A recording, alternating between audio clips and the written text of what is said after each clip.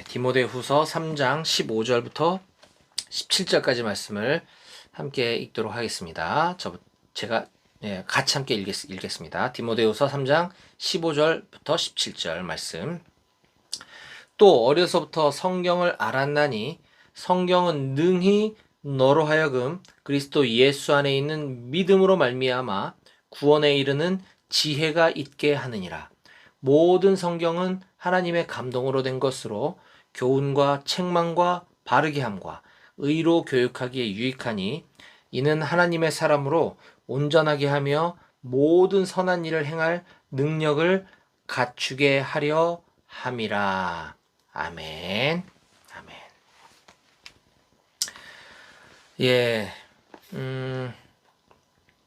우리가 예수 그리스도를 유일한 구원자라고 고백하고 그분이 유일하신 하나님의 아들이심을 믿고 그분을 따르기로 다짐하고 그분을 따라가기로 힘쓰며 살아가는 사람들을 일컬어 그리스도인이다라고 이야기합니다. 그리스도인이라고 한다면 마땅히 그분의 삶을 쫓아가는 것인데 그것이 무엇인지 알기 위해서는 당연히 우리가 알아야 될 것이 있다. 그리고 그 그리스도인이라면 여러 가지 많은 종교 행위들, 종교 활동들이 있겠지만 그 중에 아주 기본이 되는 건 두 가지 정도가 있을 것 같은데 그 중에 하나가 바로 기도와 말씀이라고 하는 것입니다. 그래서 오늘 저는 이 시간에 이 두 가지를 다 다룰 수는 없고 시간 관계상 그리스도인의 기본적인 삶이라고 하는 베이직 라이프라고 하는 기도와 말씀 중에 기도는 우리가 다음에 또 기회가 되면 좀 나누는 시간을 갖도록 하고요. 오늘은 말씀에 대해서 좀 함께 살펴보려고 합니다. 지금 요한복음을 쭉 설교하다가 중간중간에 이렇게 제가 굉장히 중요하게 생각되는 부분에 대해서 이렇게 새로운 설교를 할 때가 있어요. 오늘은 여러분들께 그리스도인, 저와 여러분들과 그리스도인이잖아요. 그리스도인이라면 반드시 마땅히 해야 될, 지켜야 될 두 가지, 그 중에 하나 말씀에 대해서 함께 나누려고 합니다. 그래서 오늘 이 시간에 여러분들과 함께 나눌 제목은 성경 말씀을 섭취하는 5가지 방법이라고 하는 제목입니다. 자, 다시요. 성경 말씀을 섭취하는 5가지 방법. 자, 오늘 우리가 읽은 이 디모데 후서 말씀은 바울이 복음을 전하다 감옥에 갇혀서 그의 사랑하는 제자인 디모데에게 보낸 편지입니다.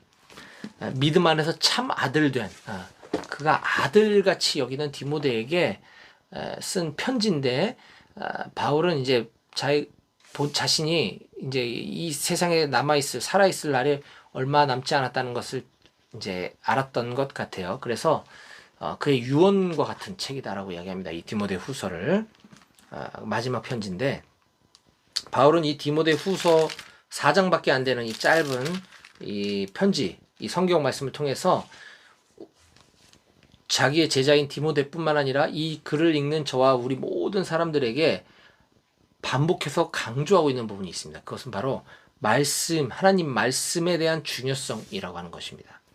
자, 우리 오늘 디모데후서 3장을 읽었지만 그 앞에 2장을 좀 보면, 2장 9절에 보면, 디모데후서 2장 9절에 보면 복음으로 말미암아, 디모데후서 2장 9절, 복음으로 말미암아 내가 죄인과 같이 매이는 데까지 고난을 받았으나 하나님의 말씀은 매이지 아니하니라 라고 이야기하고 있습니다. 여기서 바울은 자기 자신이 내가 복음으로 지금 매여 있다, 즉 감옥에 갇혀 있다는 뜻이에요. 하지만 하나님의 말씀은 매여 있지도 않고 아무런 제약을 받을 수 없다 라는 것입니다. 자, 2장 15절, 너는 디모데에게 얘기하는 거죠. 너는 진리의 말씀을 옳게 분별하여 부끄러울 것이 없는 일꾼으로 인정된 자로 자신을 하나님 앞에 드리기를 힘써라, 이렇게 직설적으로 이야기하고 있습니다.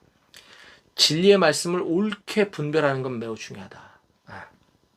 이 진리의 말씀을 잘못 분별하고 자기들 구미에 맞게 해석 적용하기 때문에 이단이 생겨나는 거 아닙니까?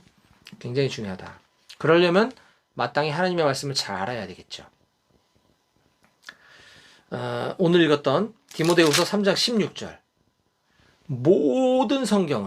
이 모든 성경은 하나님의 감동으로 된 것으로 교훈과 책망과 바르게 함과 의로 교육하기에 유익하니 이는 하나님의 사람으로 온전하게 하며 모든 선한 일을 행할 능력을 갖추게 하려 함이라.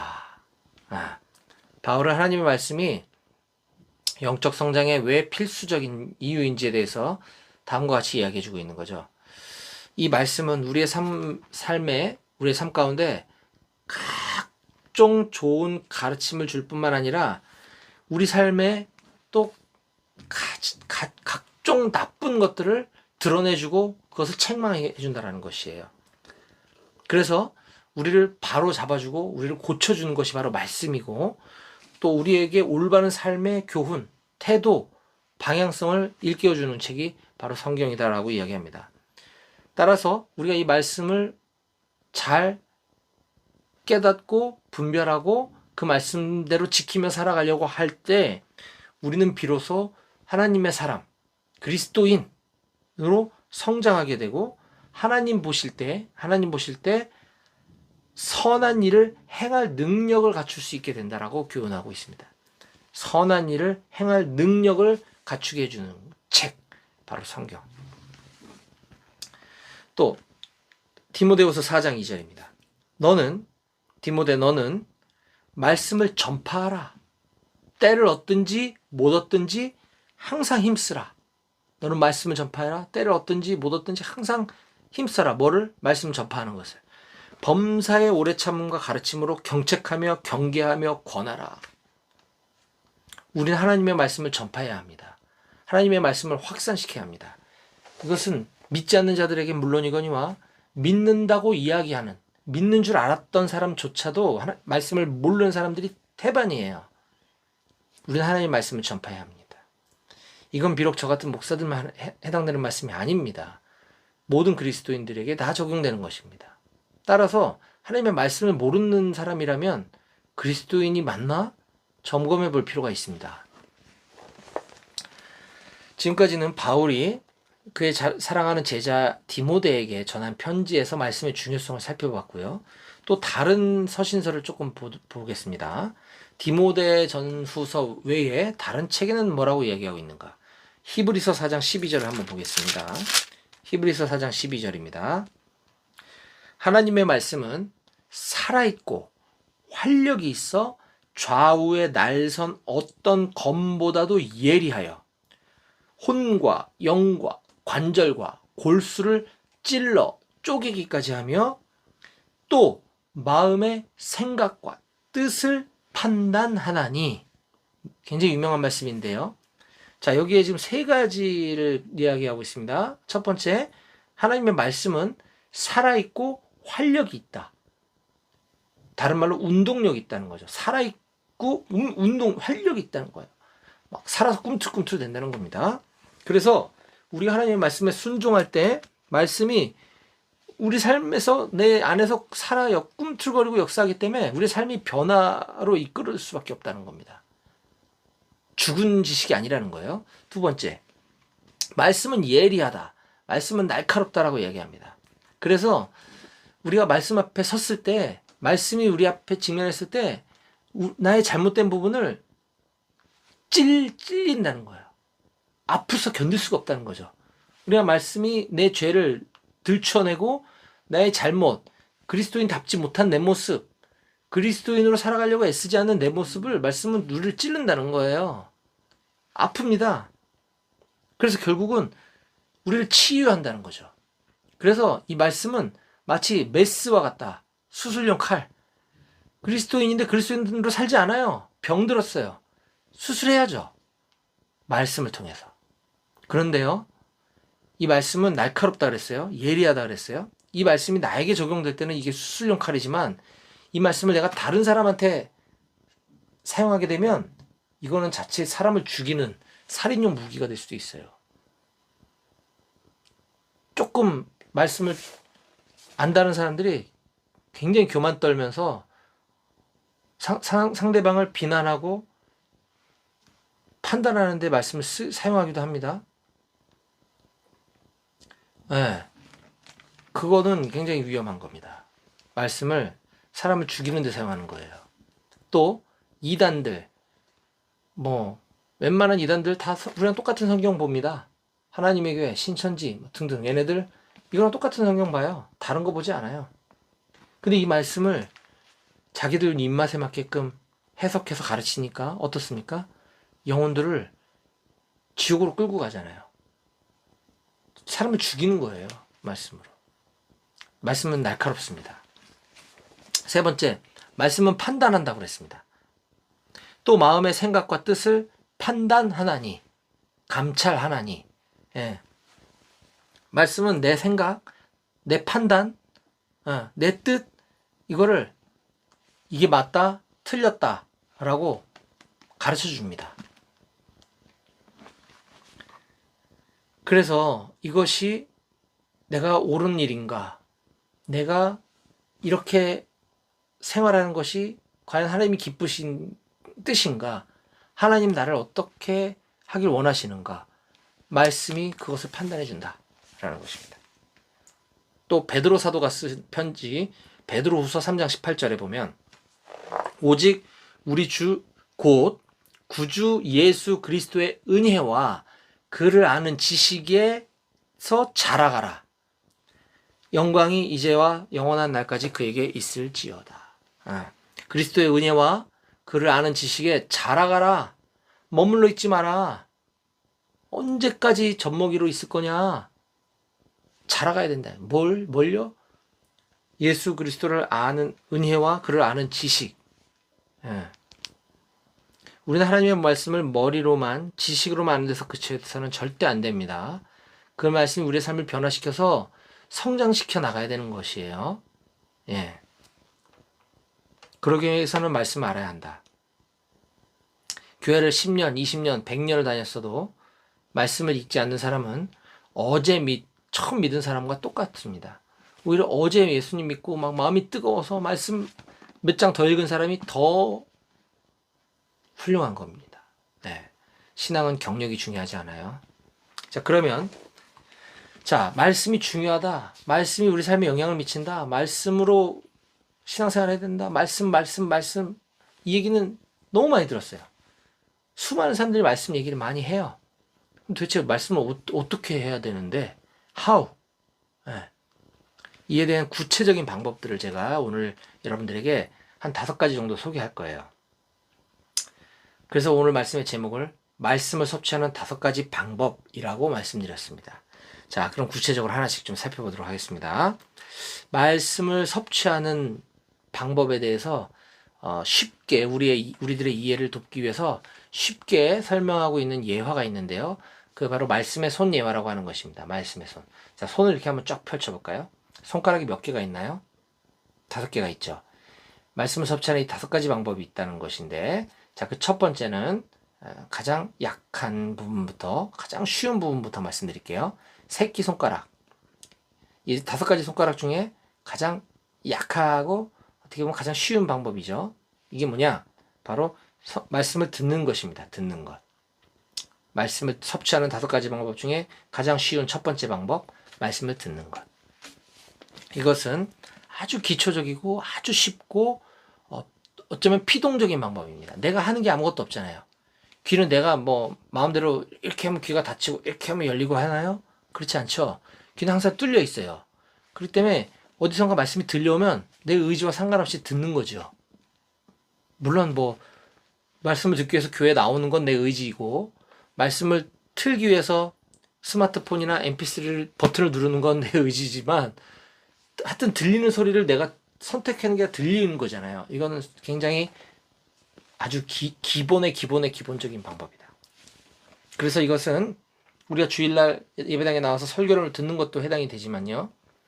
실제로 하나님의 말씀을 소리내서 읽는 것을 듣는 것도 중요합니다. 매우. 요즘은 스마트폰이 발달돼서 성경 어플 같은 거 이렇게 설치하면 거기에 성경을 우리가 보기도 하지만 거기서 소리로 이렇게 읽어주거든요. 귀로 들을 수 있는 아주 좋은 도구가 우리 손 안에 있는 거죠. 옛날에는요, 이게 없어서 mp3 파일을 핸드폰이나 또는 mp3에다가 저장해 놓고 다니면서 듣곤 했었어요. 근데 이 성경 전체를 읽은 파일이 용량이 무겁겠죠. 지금은 뭐 핸드폰만 해도 뭐 용량이 굉장히 큰데, 그때 용량이 작았기 때문에 이걸 나눠서 창세기만 갖고 다니고, 그래서 다 들으면 또 컴퓨터 연결해서 창세기 폴더 지우고 출애굽기 집어넣고 또 갖고 다니면서 출애굽기 듣고 이렇게 했었거든요. 지금 얼마나 좋습니까? 한꺼번에 다 저장할 수도 있고, 아니 파일 필요 없어요. 그냥 어플에서 그냥 들려주거든요. 그런데 대부분의 성경 어플들은 이 개역개정 성경에 대한 오디오 파일 음원을 지원합니다. 근데 우리가 성경을 섭취할 때에 개역개정이 우리 한국교회 공식 어떻게 보면 예배용 성경이기 때문에 대단히 중요하긴 한데, 처음 성경을 읽어보는 사람들한테는 좀 내용이 어려울 수가 있어요. 이게 문어체다 보니까, 그리고 고어체다 보니까 이게 읽어도 이해가 잘 안 될 수 있거든요. 그래서 요즘은 다양한 쉬운 번역본들이 많이 나옵니다. 근데 그거에 대한 음원들은 그렇게 많지가 않아요. 그래서 제가 작년 연말부터 시작해서 제 유튜브는 제가 지금 제 채널을 운영한 지 좀 됐습니다. 그래서 거기에 많은 제 찬양 CCM 커버 영상도 있고요. 설교 영상도 있고, 저 교회에서 설교하는 것도, 밖에서 나와 직장인들 하는 거, 뭐 많은 설교들이 있어요. 그리고 또 뭐가 있나, 뭐 하여튼 뭐 많은 것들이 있는데, 작년 말에 제가 하루 20분 성경 읽기라고 하는 컨텐츠를 시작했습니다. 여러분들 그 유튜브에 제 유튜브 채널 이름은 제임스 김 TV예요. 제 바이블 네임이 제임스 김이거든요. 근데 제임스 김이라고 검색하면 찾기가 힘들 거야 아마. 그래서 그냥 김용식 목사 이렇게 검색하시든지, 그거보다 더 쉬운 건 백오교회라고 검색하면 좋아요. 백오교회라고 하면 대한민국에 백오교회가 2개 있더라고요. 딱 우린 백오대대죠. 저 밑에 지방에 백오연대인가 백오교회가 하나 더 있더라고요, 군인교회 중에. 근데 어쨌든 별로 없으니까 백오교회라고 검색하면 쉽게 찾을 수가 있어요. 제임스 김 TV. 그래서 좋아요, 알림, 구독 신청해 주시고 그거 얘기하고 싶은 게 아니라, 어쨌든 거기 보면 제가 작년에 12월 달부터 하루 20분 성경 읽기라고 하는 컨텐츠를 하고 있는데, 뭐냐면 제가 매일매일 하루 20분씩 성경을 읽어주는데요. 아까 얘기했잖아요. 개역개정에 대한 음원, 오디오 파일은 많이 있다고. 근데 쉬운 성경 번역본들이 여러 가지가 있는데, 그 중에서 저는 유진 피터슨 목사님, 이 시대에 굉장히 뛰어난 영성가라 불리우는 유진 피터슨 목사님이 쓴 메시지 성경이라고 하는 게 있어요. 성경 옆에 성경이라고 불리우는 현대인의 언어로 쓴, 굉장히 쉽게 했어요. 물론 영어로 썼겠지만 이걸 한글로 또 번역한 책이 있거든요. 제가 갖고 있는 이 책은 한영 대역인데 저는 그냥 한글로 이거를 매일 20분씩 읽어주고 있어요. 어제 제가 업로드한 게 57일차까지 했는데 사무엘하 15장까지 읽었더라고요. 자, 그러면 봅시다. 성경을 읽어라 얘기하는데 도대체 얼마 읽으면 되는 거야? 일주일에 한 번 예배 시간에 3절 읽으면 되는 거야? 아니겠죠. 여기서 말하는 성경 읽기란 지금 두 번째로 들어왔네요. 자연스럽게. 아까 듣는 걸 얘기했어요. 듣기와 읽기는 밀접한 관계가 있으니까 한꺼번에 얘기할게요. 자, 이제 말씀을 섭취하는 두 번째 방법, 성경 읽기입니다. 약지 손가락에 해당되는 성경 읽기인데요. 말씀을 읽어라 얘기하는데 엄두가 안 나요. 사실 이 두꺼운 책을 언제 다 읽습니까? 그리고 읽으라면 얼마를 읽으란 얘기예요? 일주일에 3절 읽으면 되나요? 여기서 말하는 성경 읽기는 성경 숲을 알기 위해서 통독 전체를 통으로 읽으란 얘기입니다. 그러면 이거 읽는데 얼마나 걸릴까요? 몇 년 걸릴까요? 다양하겠죠. 저는 그리스도인이 최소한 말씀을 섭취하기 위해서는 최소한 1년에 한 번은 읽어야 된다는 얘기입니다. 이 두꺼운 걸 1년에 한 번 읽으라고요? 가능하다는 거죠. 엄두가 안 나겠지만 가능하다. 시간이 얼마 안 걸린다. 이걸 제가 증명해 보이고 싶고 또 이걸 통해서 같이 함께 성경을 읽고 듣자. 그래서 제가 유튜브 컨텐츠 하루 20분 성경 읽기를 하고 있는 건데, 여러분들 성경을 눈으로 읽는 게 빠르겠습니까? 소리내서 읽는 게 빠르겠습니까? 당연히 눈으로 읽는 게 빠르겠죠. 근데 저는 성경을 읽어주잖아요. 그러니까 느린 걸 해요. 그럼에도 불구하고 하루에 20분을 성경을 읽으면요, 제가 쭉 해보니까 하루에 한 4장에서 분량에 따라 다르지만 성경 하루에 4장에서 6장 정도를 읽게 되더라고요. 그리고 어제까지 57일 읽었어요. 그랬더니 창세기 1장부터 읽었는데 사무엘하 15장까지 왔어요. 자, 이거는 성경 전체 분량, 신구약 66권 전체 분량의 현재 25.4% 정도의 진도율을 보이고 있거든요. 4분의 1을 벌써 읽은 거 아니에요? 55일 만에? 그러면 4분의 1이니까 나머지 4분의 3이 읽으려면 3배 더 걸리겠죠. 계산해보면 올해 7월 중순이나 하순에 끝난다는 결론이 나와요. 12월에 시작했으니까. 그럼 1월에 시작했다 그러면 8월 초중순에 끝난다는 얘기겠죠. 놀랍지 않나요? 어렵지 않아요. 하루에 20분만 매일 꾸준히 읽으면 7, 8개월 만에 이걸 다 읽는다니까요. 제가 이걸 실험적으로 보여주고 함께 동참하라고 하는 겁니다. 여러분들 지금 잘하고 계신 분이 있는지 없는지 잘 모르겠는데, 없다면 귀로라도 읽기부터라도 시작하십시오. 할 수 있다면 눈으로 보면서 귀로 들으면 더 좋아요. 성경 읽기와 듣기는 말씀을 섭취하는 하나의 방법이면서 동시에 가장 쉬운 방법입니다. 그러나 가장 기본적인 거라는 걸 알 수 있겠죠. 네. 다음, 말씀을 섭취하는 세 번째 방법이 있는데, 이것은 바로 성경을 공부하는 겁니다. 연구하는 거예요. 연구? 이거는 뭐 학자들만 하는 거 아니야? 목사님들만 하는 거 아니야? 그렇지 않습니다. 우리가 성경을 알기 위해선 공부도 필요해요. 우리가 소설이 아닌 이상, 소설은 그냥 쭉 읽고 뭐 이해 안 돼도 그냥 넘어가 버리면 돼요. 전체적인 스토리만 알면 되지만. 근데 이건 하나님의 말씀, 살아있는 하나님의 말씀이잖아요. 하나님 이 말씀을 왜 하신 걸까? 궁금하지 않으세요, 여러분?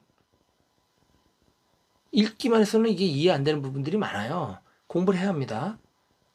자, 그런데 구더기 무서워서 장 못 담근다라는 속담이 있는데, 이 성경을 잘못 공부하고 누군가 모르는 사람한테 잘못 배우면요, 아까 얘기했듯이 이게 사람을 죽이는 무기로 사용되어져서 이단으로 빠져버릴 수 있기 때문에 굉장히 조심해야 되는 건 틀림없는 사실입니다. 하지만 그렇다고 무서워서 성경을 공부 아예 안 한다? 이건 모순이에요. 우리 프로테스탄트, 우리 개혁교회는, 우리 개신교회는 구로마 캐톨릭에서 성경은 사제들이 풀어주는 것만 받아야 된다. 성경 함부로 읽으면 안 된다. 그래서 아예 알아듣지도 못하는 말로만 성경을 갖고 있었어요. 지금 이슬람 애들처럼. 이슬람도 아랍어 꾸란만 오리지널리티라고 이야기하고 번역된 꾸란은 꾸란이 아니다 이렇게 가르치거든요.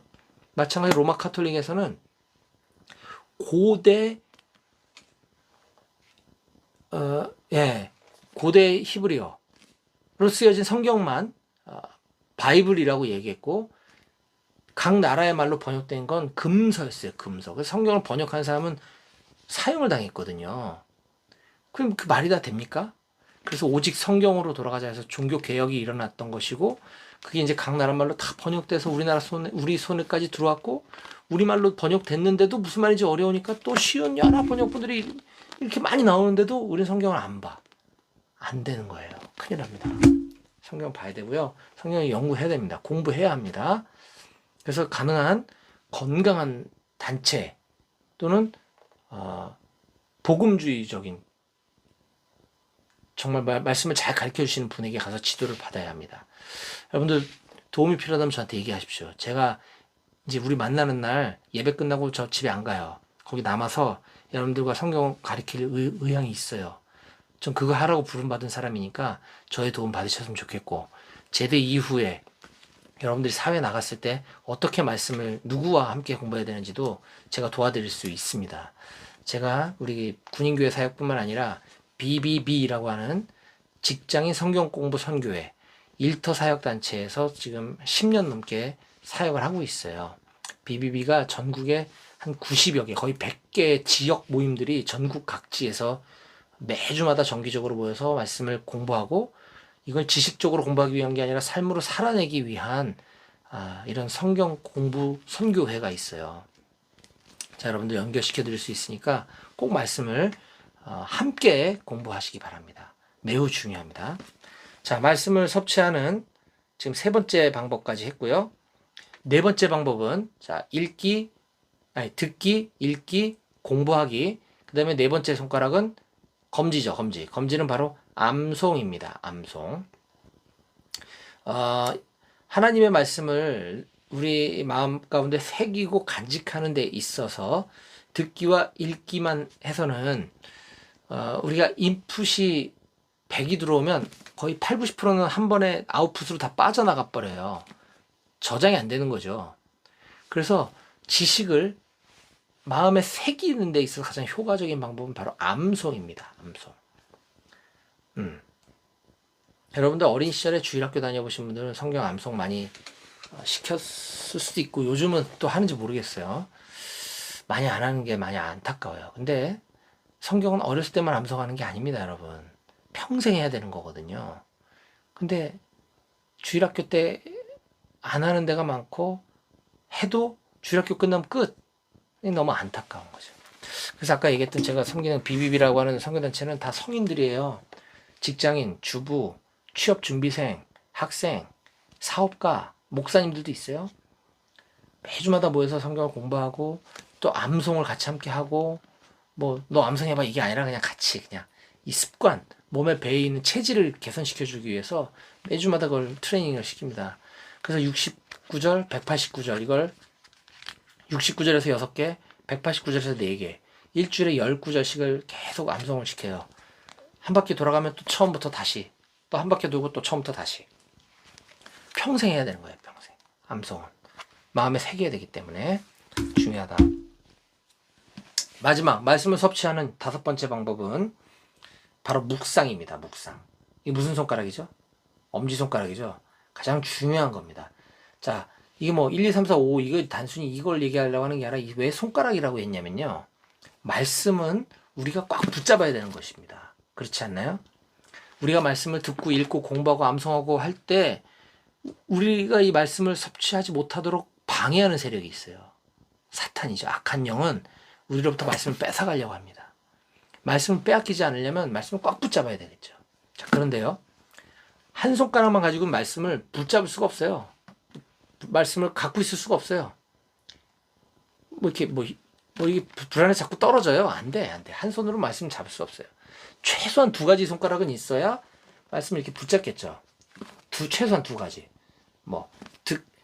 듣기와 읽기를 한다든지, 읽기와 공부하기를 한다든지, 공부와, 이게 아까 뭐랬어요? 공부와 암송을 한다든지, 최소한 2손가락은 필요해요. 근데 힘이 없어. 2개 갖고도 뺏겨요. 한 3개는 있어야 그나마 좀 힘이 있지 않겠어요? 자, 근데 3개도요, 어떤 손가락으로 3개를 잡느냐에 따라 힘이 또 약해. 엄지손가락은 필수라는 거예요, 필수. 엄지손가락이 있으면요, 2개로 잡아도 아까보다 힘이 훨씬 세요. 이렇게 잡아도. 엄지손가락이 포함이 되면 말씀을 좀 세게 잡을 수 있다는 거예요. 하지만, 그래도 불안정하죠. 가장 좋은 방법은 5가지 손가락을 다 활용해서 말씀을 이렇게 잡는 거예요. 그러면요, 최소한 저보다 악력이 센 사람이 와서 빼앗지 않는 한 어지간해서는 안 뺏겨요, 말씀을. 여러분, 말씀을 섭취하는 5가지 방법에 대해서 제가 소개해드렸습니다. 매우 중요합니다. 묵상은 원래는 말씀을 되새김질하다라는 의미예요. 말씀을 계속 되뇌이고 읊조리다, 작은 소리로 읊조리다라는 뜻을 갖고 있는데, 어쨌든 그래서 이 말씀을 계속 되뇌이기 위한 또 훈련 방법 중에 좋은 방법이 큐티라는 게 있어요. 큐티. 그래서 아까 얘기했던 저희 그 BBB 선교단체에서는 이 생명의 삶이라고 하는 이 큐티 책으로 매일매일 큐티하는 것들을 훈련시키고 있습니다. 같이 습관하고, 그래서 똑같은 본문을 가지고 큐티한 것들을 서로 내가 오늘 묵상했던 것들을 나눠보고 또 상대방의 나눔을 하면서 이게 굉장히 풍성해지는 것들을 경험하게 되는데, 어쨌든 이런 큐티하는 훈련도 매우 중요합니다. 오늘 하나님께서 나에게 어떤 말씀을 주시는지 매일 아침마다 되새김질하고 그 말씀 붙잡고 하루를 살아갈 때 우리가 말씀 안에 거하는 삶을 갖게 되는 것이죠. 뿐만 아니라 이 큐티는 다른 네 가지 영역에도 다 해당이 됩니다. 우리가 성경을 듣기만 하는 게 아니라 들으면서 계속 되뇌이고 되새김질하면서 들어야 이게 말씀이 더 뿌리가 내려지는 거고요. 읽을 때도 눈으로 보고 넘어가는 것이 아니라 계속 되새김질하면서 읽어야 되고요. 공부 마찬가지. 암송도 그냥 기계적으로 이 구구단 외우듯이 그냥 뜻도 모를 걸 외우는 것이 아니고요. 그 의미를 생각하면서 계속 되새김질해가면서 암송을 하는 거고요. 묵상은 그래서 모든 것에 다 영향을 미친다. 5가지가 중요하다라는 말씀 드렸습니다. 자, 여러분, 오늘 그리스도인의 아주 기본적인 삶, 말씀과 기도, 그 중에 말씀에 대해서 살펴봤습니다.